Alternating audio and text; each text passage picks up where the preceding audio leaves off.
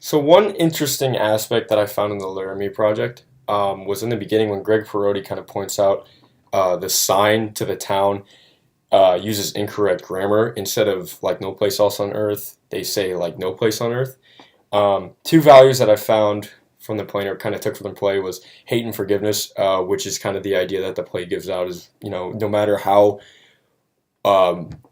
bad someone has treated you, or how in any way, shape, or form someone has wronged you, you should always find in your heart to forgive them, which is in an incredible way what Matthew Shepard's dad did to Aaron McKinney at the end of the play.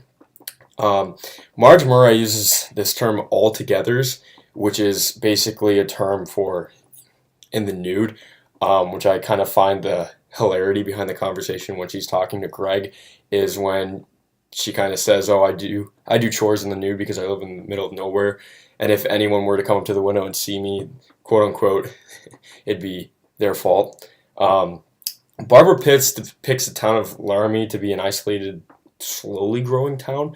Um, Through the sentence, but as we drove into the downtown area by railroad tracks, the buildings still looked like a turn of the century Western town.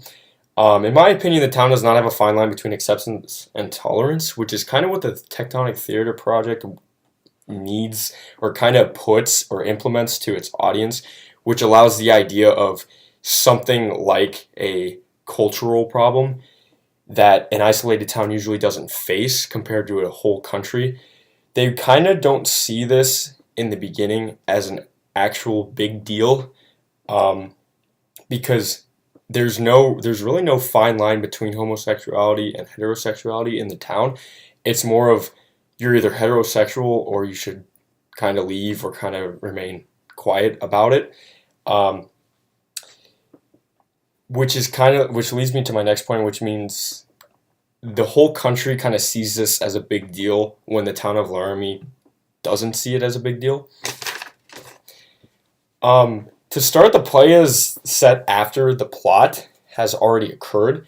So this is one of the differences between the Laramie Project and Intimate Apparel. This allows the audience kind of get a bigger or better idea of the background. Another thing is that its episodic structure kind of gives a multiple viewpoint of the 200 interviewees. In Intimate Apparel, it was kind of from one viewpoint, Esther's viewpoint, um, and it was kind of told in a way that Esther was kind of a part of the plot all the time. Um, Two questions that I had. Uh, my first question was, would the problem be an even bigger dilemma if he were an African American and gay?